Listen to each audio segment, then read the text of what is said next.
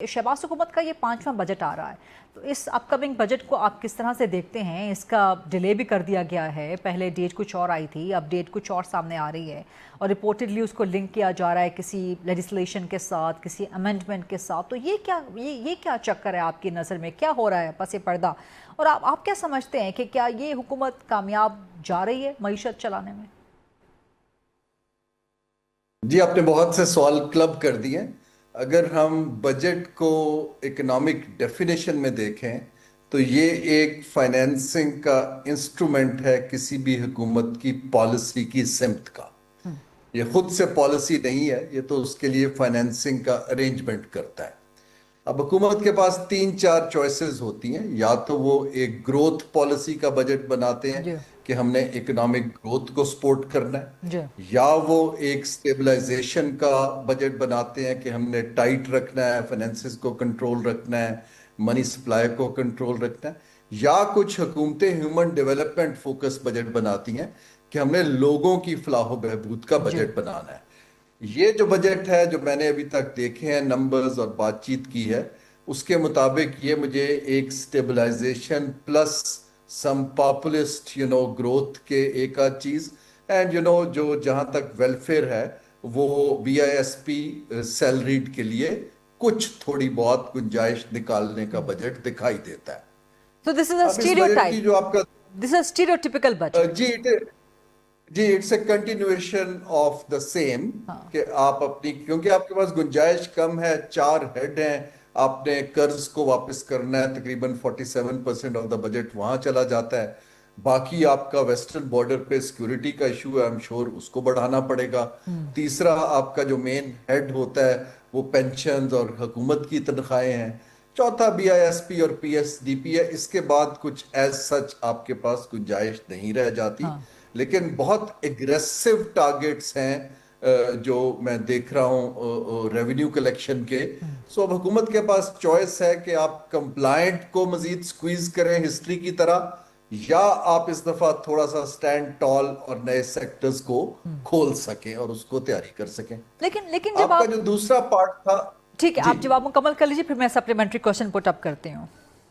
जी, बस very quickly आपका दूसरा पार्ट था। आई थिंक बजट के अंदर सिग्नल्स बहुत जरूरी होते हैं कि सारे स्टेक होल्डर्स और जिनके इंटरेस्ट ग्रुप्स हैं और पॉलिटिकल कोलेशन पार्टनर्स और आईएमएफ सब एक पेज पे हैं। ठीक। अनफॉर्चुनेटली ये जो डेट चेंज हुई है, दैट गिव्स रॉन्ग सिग्नल्स कि इनका कंसेंसस बिल्ड नहीं हो पा रहा है with in coalition, and also perhaps अभी तक आईएमएफ ने भी स्टाफ लेवल एग्रीमेंट इनको नहीं दिया है। हाँ ये मार्केट्स के लिए पॉजिटिव न्यूज नहीं है, क्योंकि मार्केट्स किसी भी अनसर्टन इकोनॉमिक मैनेजमेंट के अंदर अपने आप को डिसीजंस को होल्ड पे रख देती है। तो वो कौन से ऐसे पॉइंटर्स हो सकते हैं कि जहाँ पे आप समझते हैं कि कंसेंसस बिल्ड नहीं हो सका अभी तक with the कोalition partners and as well and with the IMF and with the economic partner जी रादर द लेंडर?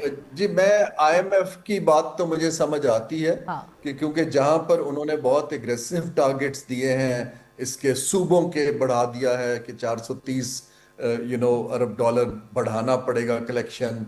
सिमिलरली आप देखिए कि लेवीज की बात हो रही है, बढ़ाएं, जीएसटी के ऊपर हो रहा है।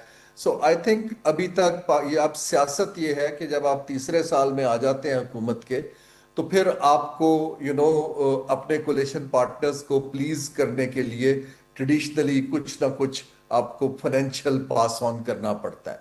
मेरी मेरी इतला ये है कि it's very difficult to balance between IMF की strict policy and keeping constituencies happy. अब उसको इनके ऊपर है। अनफॉर्चुनेटली हमारे सूबों में सब में हुकूमतें फर्क हैं और उन सब को अलाइन करने के लिए कोई कन्वीनिंग की भी बहुत ज्यादा पावरफुल स्पेस नहीं है। इस सूरत हाल के अंदर बजट का टाइम आता है जहां लोग नेगोशिएट करते हैं। हाँ, लफ्ज ठीक। सख्त है, कुछ लोग ब्लैकमेल भी करते होंगे कि आपने इस चीज को से निकालें, हमें करें।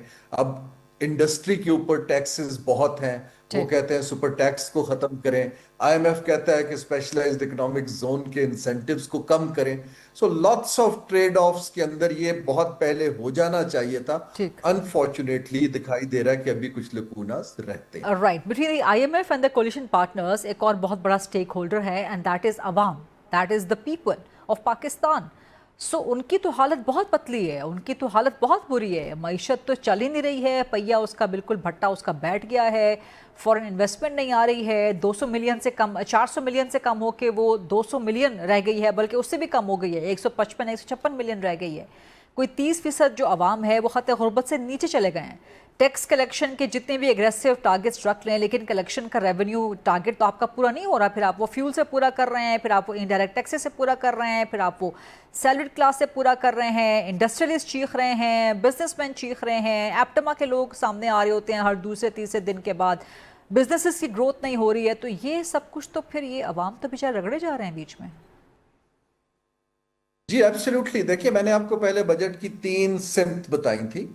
ये बिल्कुल ह्यूमन सेंट्रिक या ह्यूमन डेवलपमेंट सेंट्रिक या पीपल सेंट्रिक बजट मुझे नहीं दिखाई देता है, और वो बिल्कुल दुरुस्त है। मुझे डर सबसे ज्यादा ये है कि जो बिल्कुल पूरेस्ट ऑफ द पुअर के लिए तो हमारे पास एक बीआईएसपी का निजाम बना हुआ है जिसको हम टॉप अप कर सकते हैं, एंड आईएमएफ भी टू लुक गुड उसको सपोर्ट कर देता है।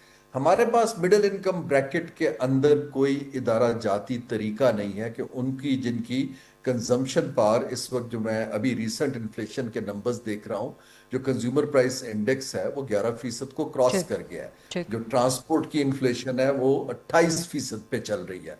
फूड की जो है 16.5 पर है। उस सूरत हाल के अंदर उनको आपने कैसे सपोर्ट करना है टारगेटेड सब्सिडी से, उसका हमारे ठीक। पास कुछ निजाम नहीं है। राइट। मेरा फियर है कि lot more people will be vulnerable to fall under the poverty line.